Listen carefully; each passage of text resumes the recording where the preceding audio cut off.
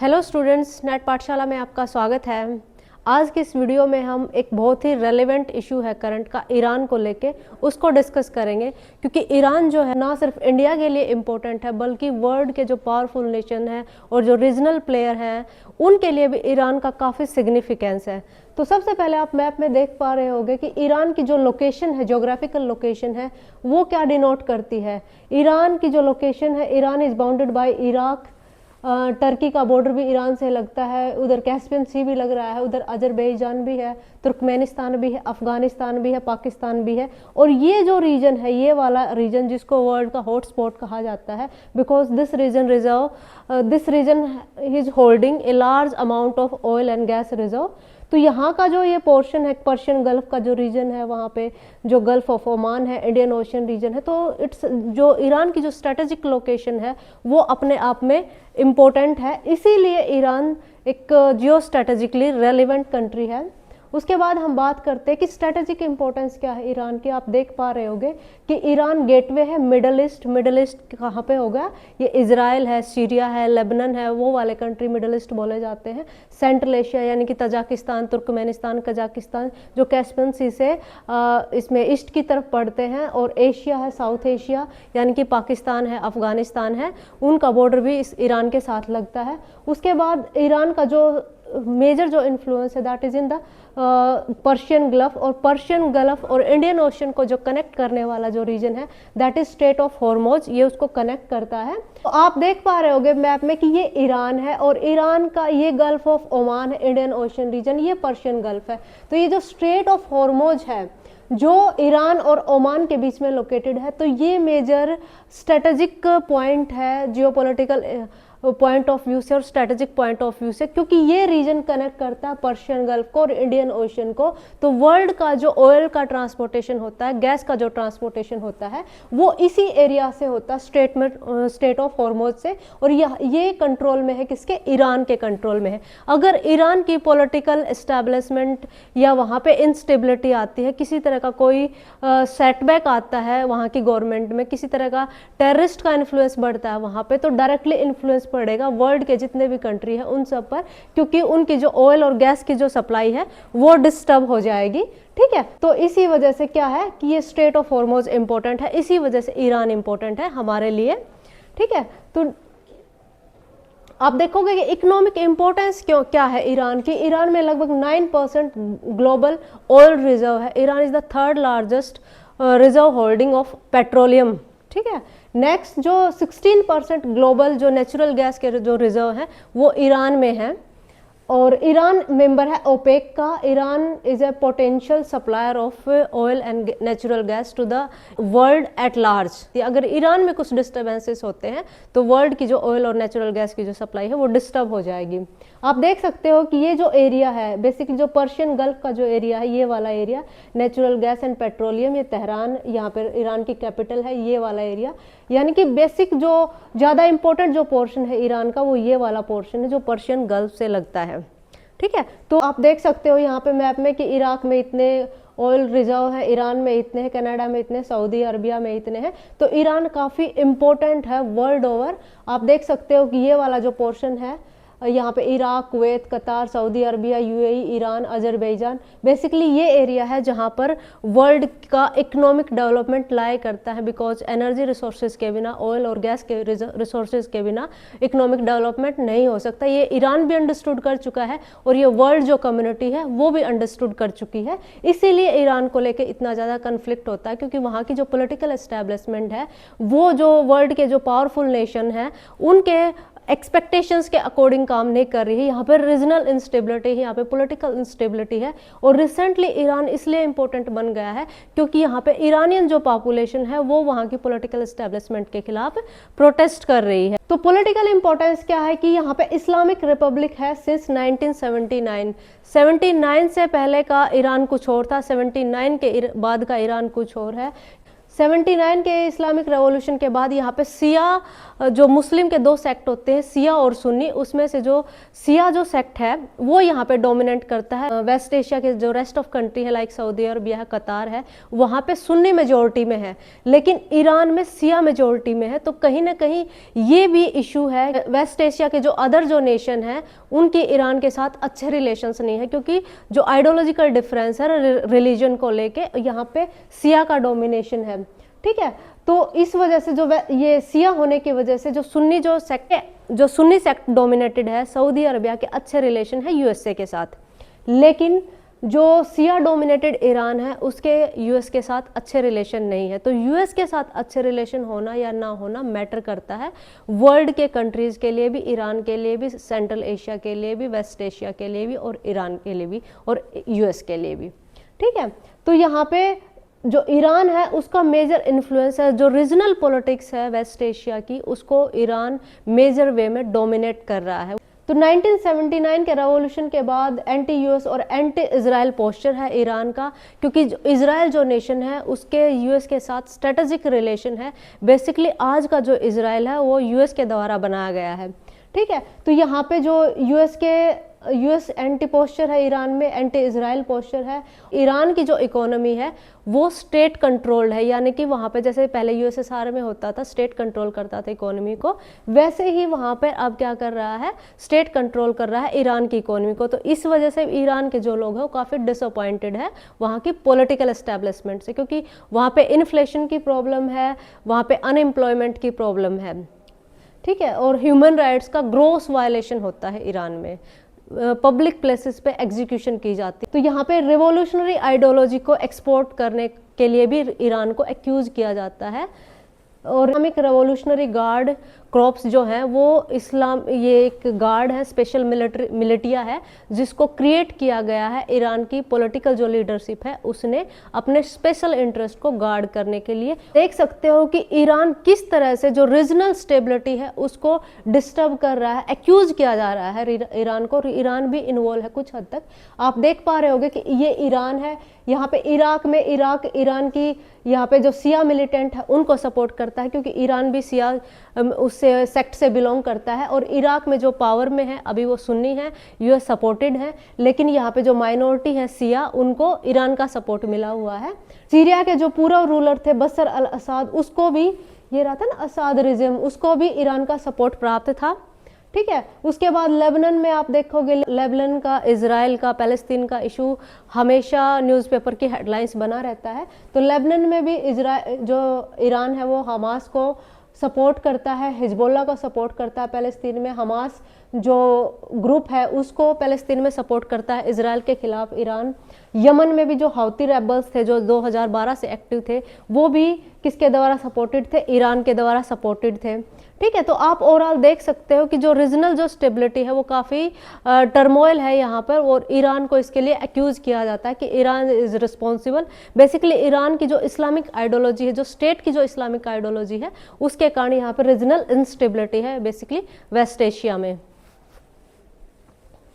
तो present crisis क्या है ईरान की? रिसेंटली ईरान क्यों हेडलाइन बना हुआ है न्यूज़पेपर की? उसका रीजन है कि यहाँ पे इकोनॉमिक डिस्ट्रेस है बिकॉज ऑफ सैंक्शन, क्योंकि यूएस ने, यूएन ने यहाँ पे इम्पोजिशन कर रखा है सैंक्शंस का, जिसकी वजह से इनका यहाँ पे इकोनॉमिक डेवलपमेंट रुका। सैंक्शन होने की वजह से जो संसार के जो कंट्रीज जैसे इंडिया भी यहाँ से ऑयल परचेज करता है, तो उसमें काफ़ी डिफिकल्टी आती है इंडिया को ऑयल की पेमेंट करने में। ठीक है, तो इस वजह से ईरान की जो इकोनॉमी है वो टर्मोल में आई हुई है सैंक्शन की वजह से। यहाँ पे हाई इन्फ्लेशन है, अनएम्प्लॉयमेंट है, पब्लिक प्रोटेस्ट हो रहा है, रिप्रेशन हो रहा है। ईरान की जो मिलिट्री है वो ह्यूमन राइट का ग्रॉस वायलेशन कर रही है। ठीक है, न्यूक्लियर टेंशन है। हाँ, ईरान को ये भी एक्यूज किया जाता है कि ईरान अनलॉफुल तरीके से, ये गुप्त तरीके से सीक्रेट मिशन है ईरान का न्यूक्लियर वेपनाइजेशन को लेकर, जिसके कारण यूएस ने काफ़ी सैंक्शन लगा रखे हैं ईरान पर। ये देख सकते हो ईरान के एक रिसेंट जो यहाँ पे प्रोटेस्ट चल रहा है उसकी इमेज है।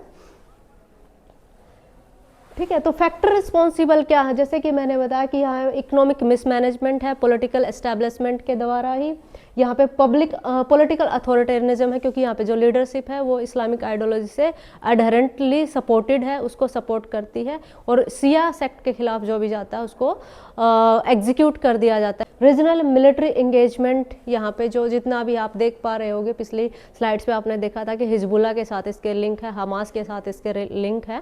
तो कहीं ना कहीं जो रीजनल जो प्लेयर हैं जैसे कतार है, कुवैत है, सऊदी अरबिया है, इराक है, उनके साथ इसके अच्छे रिलेशनशिप डेवलप नहीं हो पाए हैं। इसमें रीजनल फैक्टर भी है और इसमें एक्सटर्नल फैक्टर भी है। बेसिकली यूएस से इसमें as a major factor involve है। आप देख सकते हो कि यूएस के जो सैंक्शन है वो ईरान पर 1979 में ही स्टार्ट हो गए थे, जब ईरान ने यूएस की जो एम्बेसी है उसको होस्टेज किया था। ठीक है, उसके बाद यहाँ पे जो बेसिकली यूएस के सैंक्शन का जो बेसिक जो पर्पज़ है वो क्या है कि यहाँ पे प्रिवेंट करना है न्यूक्लियर वेपनाइजेशन को, न्यूक्लियर वेपन के डेवलपमेंट को रोकना है। ठीक है, और टेररिज्म सपोर्ट को, जो हमास का, हिजबुल्ला का जो सपोर्ट जाता है ईरान की तरफ से, उसको रोकना है। टारगेट कर रहा है यूएस इसके सेक्टर, ऑयल सेक्टर को टारगेट कर रहा है, गैस को टारगेट कर रहा है, बैंकिंग सेक्टर को टारगेट कर रहा है। और 2018 में यूएस ने जो ये joint comprehensive plan of action sign किया था न्यूक्लियर वेपन्स को कंट्रोल करने के लिए ईरान के साथ, और जो ओबामा थे उन्होंने साइन किया था, उसको यूएस ने विड्रॉ कर लिया है। ट्रंप जब आया, ट्रंप जी ने इसको यूएस को इससे बाहर निकाल लिया। ठीक है, तो सैंक्शन की वजह से ईरान का जो ऑयल एक्सपोर्ट है, गैस जो एक्सपोर्ट है, वो सीवरली अफेक्टेड है। तो ईरान का जो इकोनॉमिक डिस्ट्रेस जो ईरान में क्रिएट हो रखा है वो लार्जली यूएस का कंट्रीब्यूशन है, यूएस के सैंक्शंस का कंट्रीब्यूशन है। यूएस क्यों इंटरेस्टेड है ईरान में, ये काफ़ी मैटर करता है। सबसे बड़ा जो यूएस का जो ऑब्जेक्टिव है वो न्यूक्लियर वेपनाइजेशन को रोकना है, कि ईरान कहीं न्यूक्लियर वेपन डेवलप ना कर ले, because Iran is a nation जो एनपीटी का मेंबर नहीं है। Iran, Israel, India, Pakistan and north Korea, ये 5 ही ऐसे कंट्री हैं जो एनपीटी के, जिन्होंने एनपीटी को साइन नहीं किया है। ठीक है, तो और इजराइल को भी प्रोटेक्ट करना, क्योंकि इजराइल और ईरान के रिलेशन कभी भी अच्छे नहीं रहे हैं। ईरान हमेशा इजरायली एस्टैब्लिशमेंट के अगेंस्ट रहा है, इसीलिए ईरान हमास को भी सपोर्ट करता है, इसीलिए ईरान हिजबुल्ला को भी सपोर्ट करता है। ठीक है, और ये जो गल्फ जो रीजन है, पर्शियल गल्फ रीजन है, इसमें भी यूएस को अपना डोमिनेशन मेंटेन रखने के लिए ईरान को दबा के रखना पड़ेगा, because US is having good relation with other Persian gulf nation like Saudi Arabia है, कतार है, कुवैत है, उन सब के साथ यूएस के अच्छे रिलेशन है, बट इसके साथ ही अच्छे रिलेशन यूएस के नहीं हैं। ठीक है, और सैंक्शन और प्रेशर की स्ट्रेटजी को एम्प्लॉय करके यूएस क्या चाहता है कि ईरान मेरे डोमिनेशन के अंदर रहे, ईरान फर्दर डेवलपमेंट ना करे, न्यूक्लियर वेपन्स का, टेररिस्ट को सपोर्ट ना करे। इस वजह से भी जो यूएस है वो इसको कंट्रोल किए हुए है। उसके बाद है रशिया और चाइना के क्या स्टेक है। देखो, चाइना और रशिया के क्या स्टेक है कि ईरान के साथ अच्छे रिलेशन डेवलप करके वो वेस्ट एशिया में अपना डोमिनेशन रख सकते हैं। ईरान के साथ अच्छे रिलेशन करके जो चाइना है वो अपने ऑयल और गैस रिसोर्सेज को सिक्योर कर सकता है, एनर्जी रिसोर्सेज को सिक्योर कर सकता है। ठीक है, इससे एनर्जी और आर्म कोऑपरेशन होगा, और यूएस के जो इन्फ्लुएंस है वेस्ट एशिया में उसको काउंटर किया जा सकता है, बिकॉज जो पावर प्ले है वो कई कंट्रीज़ के बीच में है। इस वजह से भी ईरान के अंदर ये टर्मोइल है, ये प्रॉब्लम में है ईरान। और मल्टीपोलर वर्ल्ड ऑर्डर को इवॉल्व करना कहीं ना कहीं यूएस के खिलाफ रशिया भी चाहता है और चाइना भी चाहता है। इस वजह से भी वो ईरान को सपोर्ट कर रहे हैं। रिसेंट में ही इन्होंने ट्राइलैटरल नेवल एक्सरसाइज कंडक्ट की है, किसने, ईरान ने, रशिया ने और चाइना ने, जिसका नाम था marine security belt in gulf of Oman में। तो ये कहीं ना कहीं यूएस की हेजेमनी को डायरेक्टली चैलेंज कर रहे हैं वेस्ट एशिया में। ठीक है, आप देख सकते हो ये एक झलक है जो ईरान की, रशिया की और चाइना के जो लीडर्स थे वो मीट कर रहे हैं। तो ये दिखाता है कि कितनी गहरी दोस्ती है इन लोगों की। अरब स्टेट और इजराइल के क्या स्टेक हैं ईरान में। बेसिकली क्या है, अरब स्टेट फियर करते हैं कि कहीं जो ईरान है वो डोमिनेट ना कर ले रीजन को। वे ईरान के न्यूक्लियर जो प्रोग्राम है उसको भी फियर करते हैं, बिकॉज आपने देखा होगा कि जितने भी पर्शियन गल्फ नेशन हैं, इजराइल और ईरान को छोड़ के किसी का भी ऐसा मतलब खुलासा नहीं हुआ है कि किसी के पास न्यूक्लियर वेपन है, इजराइल और ईरान को छोड़ के। तो ये कहीं ना कहीं रीजनल इंस्टेबिलिटी को प्रमोट करेगा। अगर जो ईरान है उसके पास न्यूक्लियर वेपन मिलते हैं तो रीजनल इंस्टेबिलिटी हो जाएगी। ठीक है, और जो प्रॉक्सी कन्फ्लिक्ट है लाइक यमन में हाउती है, सीरिया में है, लेबनान में है, जिनको ईरान सपोर्ट करता है, तो वो भी कहीं ना कहीं रीजनल स्टेबिलिटी को डिस्टर्ब कर रहे हैं। इसलिए भी अरब स्टेट चाहते हैं कि ईरान में स्टेबिलिटी आए, ईरान में जो इस्लामिक रिपब्लिक है या जो पॉलिटिकल आइडियोलॉजी है वो चेंज हो। ठीक है, अब ईरान और नॉन स्टेट एक्टर का हमने डिस्कस कर ही लिया कि जो हिजबुल्ला है, हाउती है, सीरिया है, एसिमेट्रिक वारफेयर को ईरान हमेशा सपोर्ट करता दिखाई देता है। अगेन आप देख सकते हो कि इसमें इराक में क्या है, इराक में जो सिया मिलिटेंट है उनको सपोर्ट कर रहा है, बदर ऑर्गेनाइजेशन है, ये आप कुछ फैक्ट है, आप इसका स्क्रीनशॉट ले सकते हो यहाँ पे लेना चाहो तो। लेबनान में हिजबुल्ला है, तो ये सारे ईरान से, ईरान की जो कैपिटल है तेहरान, वहाँ से डायरेक्शन प्राप्त कर रहे हैं। ईरान का इनको मटीरियल सपोर्ट भी प्राप्त है, ईरान का इनको फाइनेंशियल सपोर्ट भी प्राप्त है। ठीक है, तो कहीं ना कहीं ईरान को रिस्पॉन्सिबल ठहराया जाता है जो रीजनल इंस्टेबिलिटी है, या जितने भी रिसेंट में यमन में प्रोटेस्ट चल रहा था, यमन में पॉलिटिकल इंस्टेबिलिटी है, जितनी भी इंस्टेबिलिटी उसके लिए ईरान रिस्पॉन्सिबल है, ऐसा फैक्ट बताते हैं, मैं नहीं बता रही हूँ। ग्लोबल जियोपॉलिटिकल इम्पैक्ट क्या होता है कि अगर ईरान में इंस्टेबिलिटी आती है, पॉलिटिकल इंस्टेबिलिटी आती है, तो ग्लोबल ऑयल एंड गैस की जो सप्लाई है वो डिस्टर्ब होगी, because it is a member of OPEC also. ठीक है, रीजनल इंस्टेबिलिटी आएगी और ग्रेट पावर राइवलरी, रशिया और चाइना एक साइड से आ रहे हैं, यूएस दूसरी साइड से आ रहा है, तो वो भी अपने अपने इंटरेस्ट को गार्नर करने के लिए ईरान को एज ए प्लेग्राउंड यूज कर रहे हैं।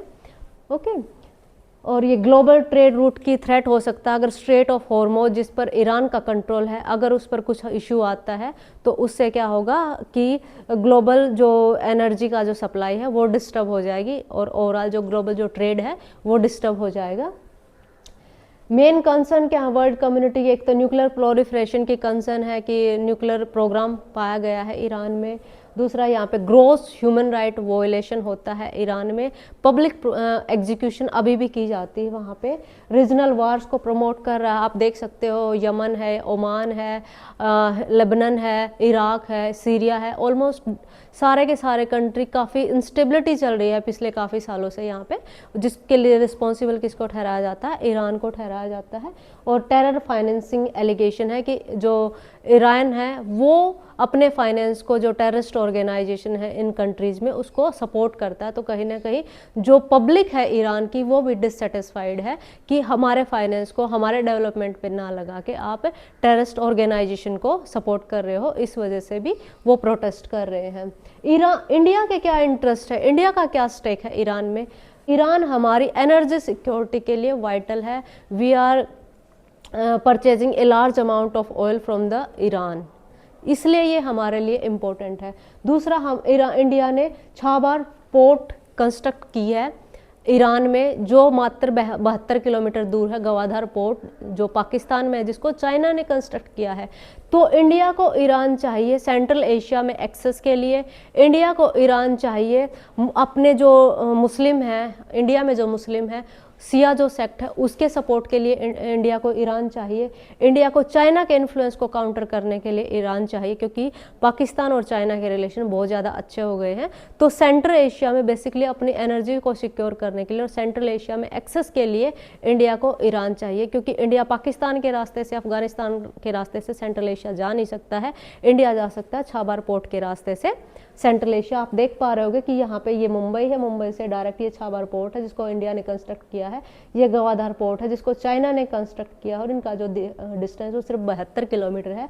इंडिया अगर यहाँ से आता है तो इंडिया ईरान में आगे सीधा सेंट्रल एशिया में एक्सेस कर सकता है, और इंडिया ने अफगानिस्तान में काफ़ी कंस्ट्रक्शन प्रोजेक्ट डेवलप किए हैं, काफ़ी इंफ्रास्ट्रक्चर डेवलप किया है इंडिया ने अफगानिस्तान में। तो वो जो इंफ्रास्ट्रक्चर इंडिया ने क्रिएट किया है अफगानिस्तान में, वो सिक्योर तभी हो सकता है जब इंडिया उसको एक्सेस कर सके। इंडिया पाकिस्तान के रास्ते से एक्सेस कर नहीं सकता, इंडिया ऊपर से जा नहीं सकता, क्योंकि इनएक्सेसिबल टेरेन है, तो इंडिया यहीं से जा सकता है। तो इंडिया को अपने इंटरेस्ट सेंट्रल एशिया में सिक्योर करने के लिए, अपनी एनर्जी रिसोर्सेज को सिक्योर करने के लिए इंडिया को ईरान चाहिए। ठीक है, तो ये स्टेक है इंडिया के। क्या पॉसिबल सोल्यूशन हो सकते हैं? पॉसिबल सोल्यूशन क्या हो सकते हैं? रिवाइवल ऑफ न्यूक्लियर एग्रीमेंट जो यूएस ने विड्रॉ किया था उसको रिवाइव किया जाए, डायलॉग्स परफॉर्म किया जाए, जो मेजर पावर हैं जैसे यूएस है, रशिया है, चाइना है, इंडिया है, उनको इन्वॉल्व किया जाए डायलॉग्स में। और जो रीजनल डायलॉग्स है, जो रीजनल कंट्री हैं, सऊदी अरबिया है, ईरान है, इराक है, उन सब में भी आपस में डायलॉग्स को प्रमोट किया जाए। ठीक है, और इकोनॉमिक इंटीग्रेशन किया जाए, जो स्टेट लेड कंट्रोल है इकोनॉमी पर ईरान में उसको थोड़ा लूज किया जाए, ताकि ईरान की जो इकोनॉमी है वो वर्ल्ड इकोनॉमी के साथ इंटीग्रेट कर सके। इंडिया इस सिचुएशन में क्या कर सकता है, इंडिया अपनी जो ऑयल प्राइस की जो परचेजिंग है उसको डाइवर्सिफाई कर सकता है। ईरान के अलावा इंडिया और कंट्रीज से भी अपना ऑयल परचेज कर सकता है, ठीक है, अपने ट्रेड रूट को डाइवर्सिफाई करने की कोशिश कर सकता है। यानी कि अफ़गानिस्तान के रास्ते इंडिया सेंट्रल एशिया में जाने की कोशिश कर सकता है। इंडिया जो तालिबान है अफ़गानिस्तान में उसके साथ अपने अच्छे रिलेशन डेवलप कर सकता है, ठीक है। इंडिया यूएस और ईरान के बीच में मीडिएटर का रोल प्ले कर सकता है, because Trump trust India somewhat, तो India can use this opportunity, ठीक है। और रीजनल इंस्टेबिलिटी यानी रीजनल जो प्लेयर है जैसे सऊदी अरबिया है, इराक है, उनको एक डायलॉग टेबल पे इंडिया लेके आ सकता है। इंडियन एस्टेब्लिशमेंट है उसको यहाँ पे आउट ऑफ बॉक्स सोचने की आवश्यकता है ताकि वो एक बैलेंसर का रोल यहाँ पे प्ले कर सके। इन शॉर्ट हम कह सकते हैं कि जो ईरान है वो ग्लोबल पॉलिटिकल स्टेबिलिटी के लिए काफ़ी वाइटल है, काफ़ी इंपॉर्टेंट है।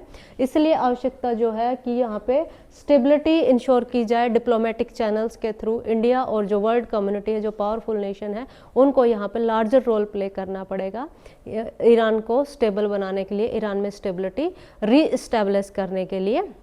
Thanks for watching this video. Please like, share and subscribe my channel. Thanks for watching.